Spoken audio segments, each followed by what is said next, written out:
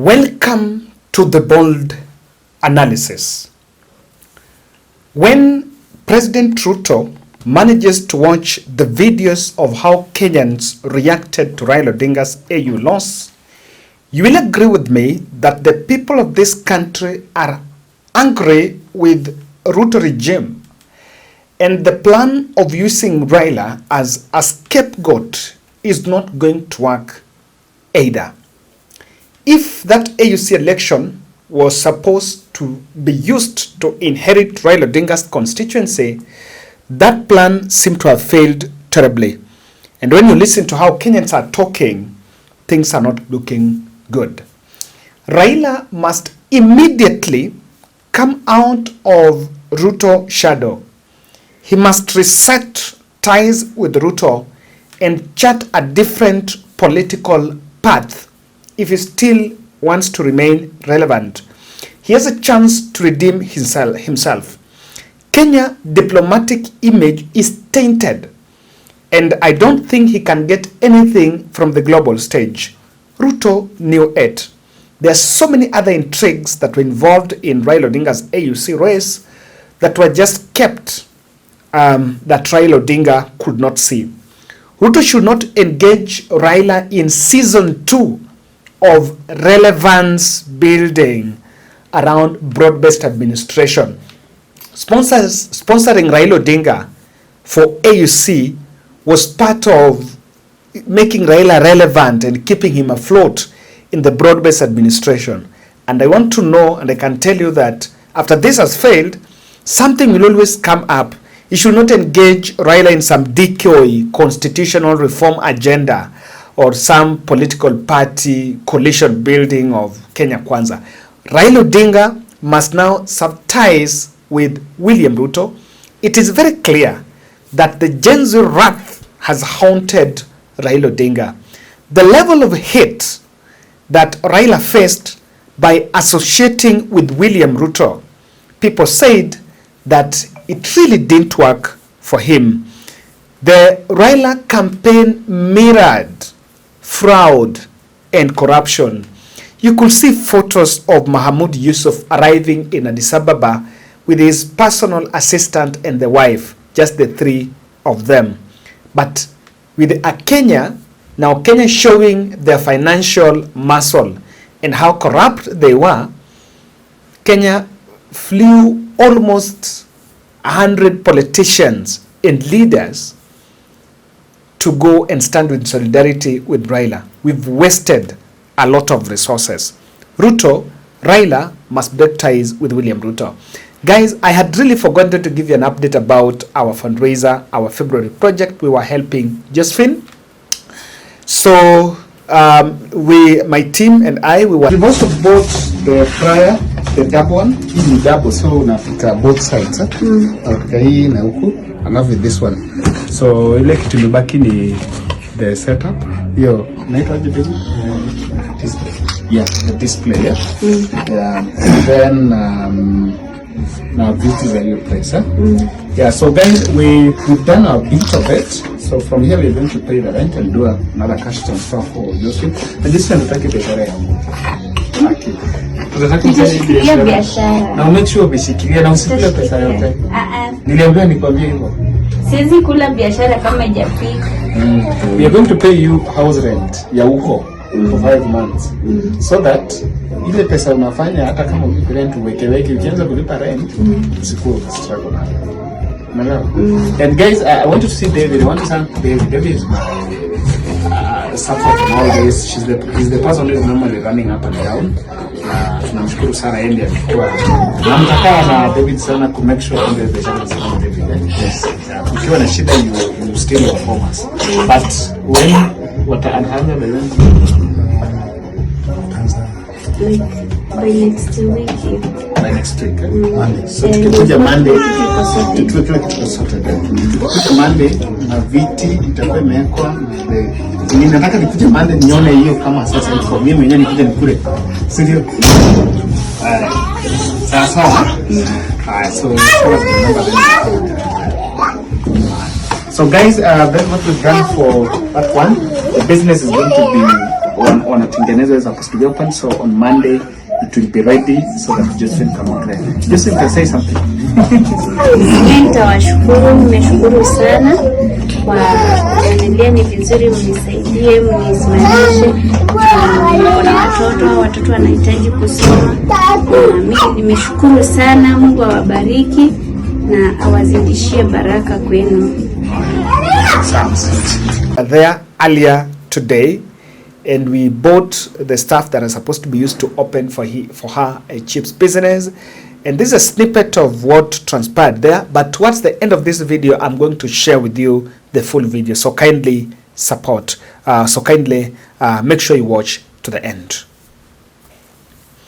When you look at President Ruto's body language in this video when they were coming down the AU hall, you could see that Raila Odinga is looking composed. Raila Odinga is looking relaxed. But President Ruto is very restless. And since morning, he had sensed this defeat. In that hall, he was not seated, trying to talk to one president after the other, trying to reach out to one president, vote for Raila. In fact, Ruto was campaigning there as if he's campaigning for some chiefs baraza. I am telling you, I am not buying this narrative that Ruto has tried. Ruto has done nothing. Raila Odinga's campaign was a total fraud.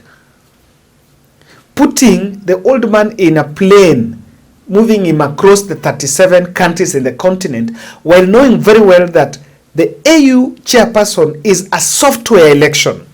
You must go behind the regional box and make sure that your candidate's interest aligns with the really interests that matter. What happened was a PR exercise to move Raila and bring some feel-good effect amongst Raila's supporters. Raila looks composed. But I want you to look at this video. When he had an interview, Musalia Mudavadi looked disturbed on two questions. Olive Barrows asked Raila about, does he think that DRC issue has crushed his candidature, and what is his next course of action? I want you to look at Musalia Mudavadi's body language. Strong to merge and be able to serve the people of Africa effectively. Thank you. Mr. Prime Minister, did the East African community vote for you to a man? I don't know, because as you know, the vote was secret ballots. So you don't know who voted and who voted against you. So I will not say, but I'm sure that most of my friends voted for me.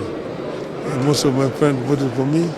And of course, even those who voted for me are also my friends, but probably they thought otherwise. So they exercised their democratic rights. Have you prepared yourself for such an eventuality?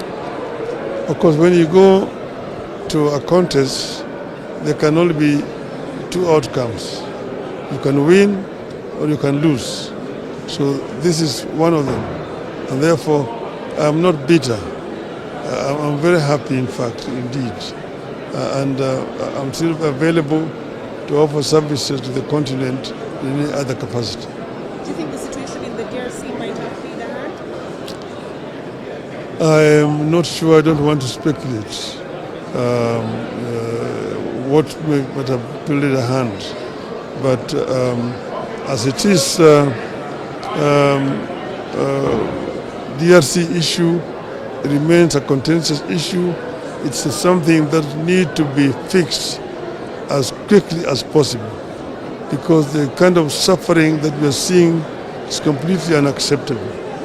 The wanton destruction of property, the killing of innocent people, children, women, and so on, must be stopped by all means. Prime Minister, what's your plan now? Because my plan now is I will go back home, and so many things to do back home. Thank you very much. Thank you.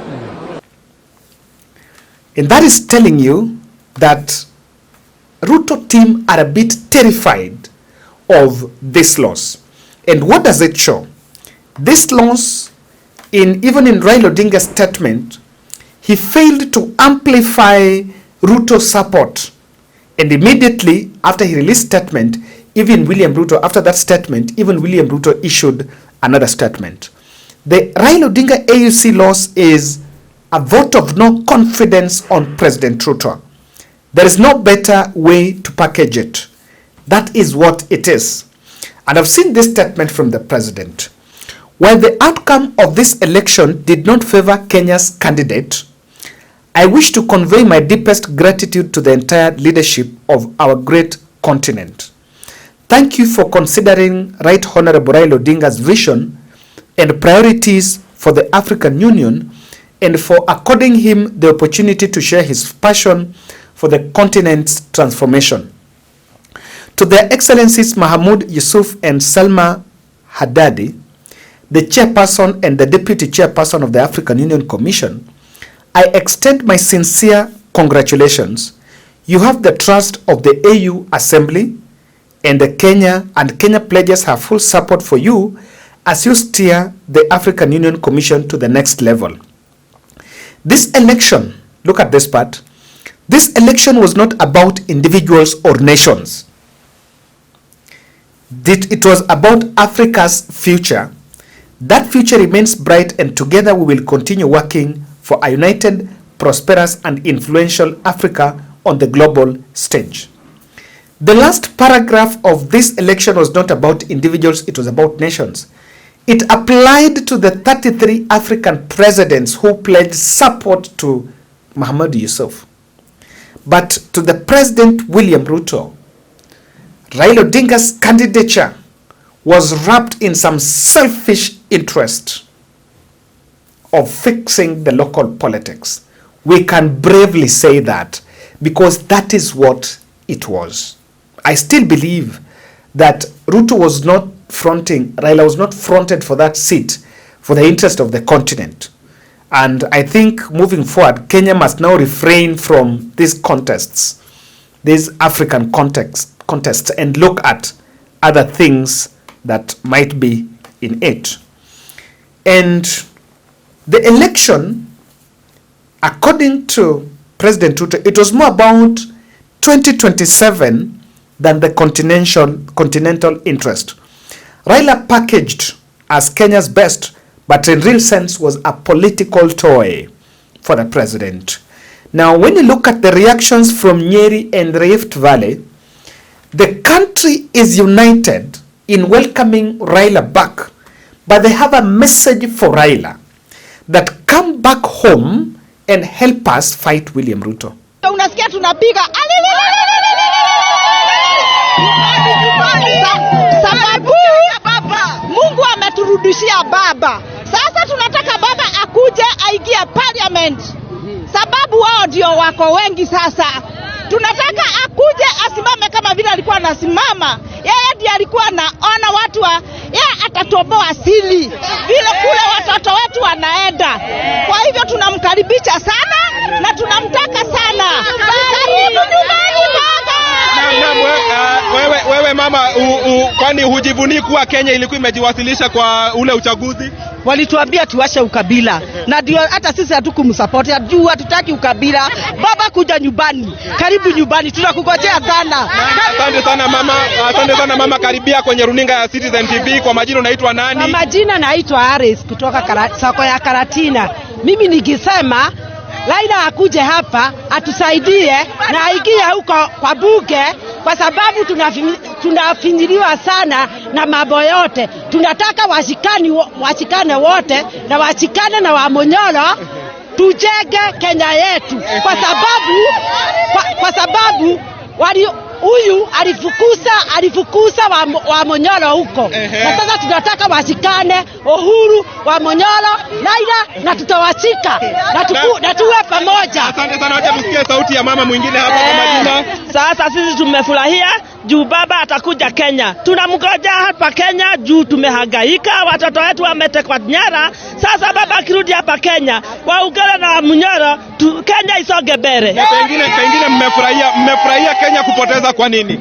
tumefurahia Kenya kupoteza juu baba akiwa huko Bari atakuwa anasaidia watu wa Bari, lakini tunamtaka hapa Kenya tuwe na imani juu atakuwa wakipambana na wale wengine hapa na majenzi. Asante sana, acha tusikie sauti ya mzee hapa. Sauti ya mzee, kwa majina unaitwa nani? Mimi naitwa William Kariuki. Umekuwa ukifuata ule uchaguzi ambao umekuwa kule Addis Ababa, pengine maoni yako? Maoni yangu ni arudi hapa atuondolee hii mto, kwa sababu pesa yote yetu wametupeleka huko, na tunataka wa mobi wakome hiyo siasa. Kwa sababu wafanyi kazi, wanaenda kufanyia Raila na Ruto. Sasa pesa yetu waturudishie. That is the message. That is not my word. That is the word from those two sound bites. That sound bite from Nyeri, and there is the other sound bite from Kapseret. Now, you can see the way I can say this: Raila should not engage in another mockery of this process. Look at Salasia here. And these are the things we are saying. There's so many things that has worked against his candidature. And Odinga must not accept to carry the Ruto baggage again. Yes. Musalia Mudavadi is a foreign affairs CS. He could still qualify to vie for that position. He should not accept. I heard him saying, I'll still be able and willing to take another position in the African Union. No. Just reset ties with President Ruto and chart a different path, if you want to. Because there are some few things that can come from that loss. And why I believe that that loss is a red card on President Ruto. Kenyans' public anger over the human rights violation is uniting the country in celebrating Raila Odinga's loss.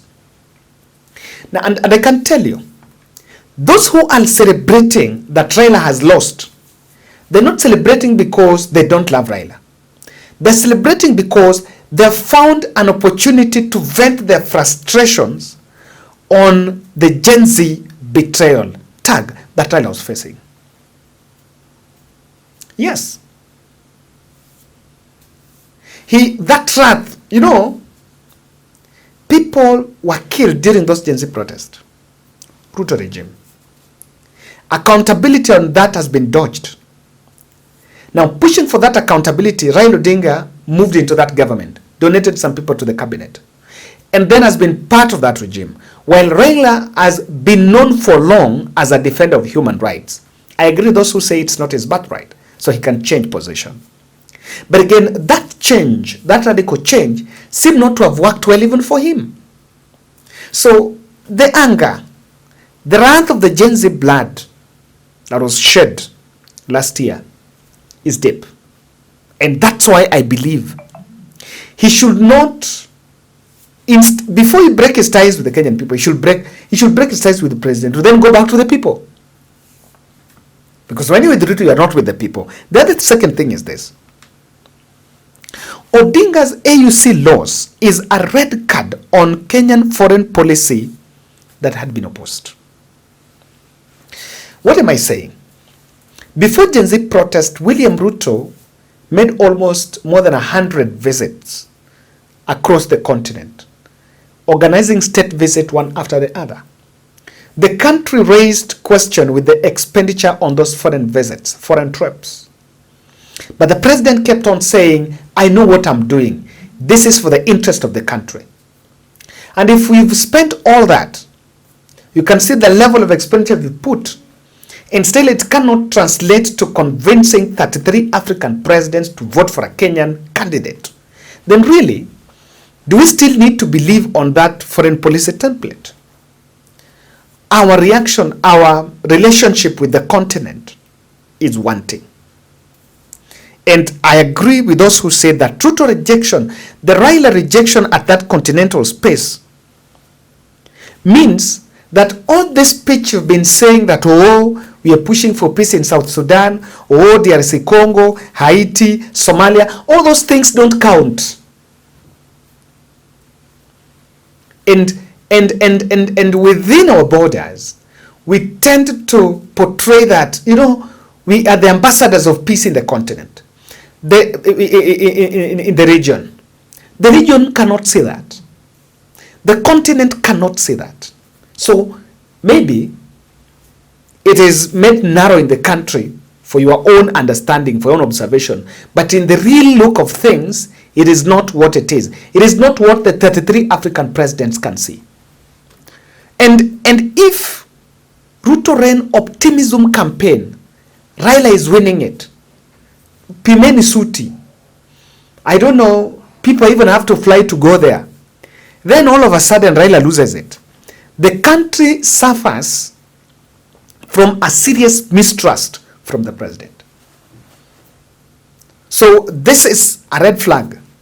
And in my next video I'm looking at, today I have another video, just make sure you watch to the end.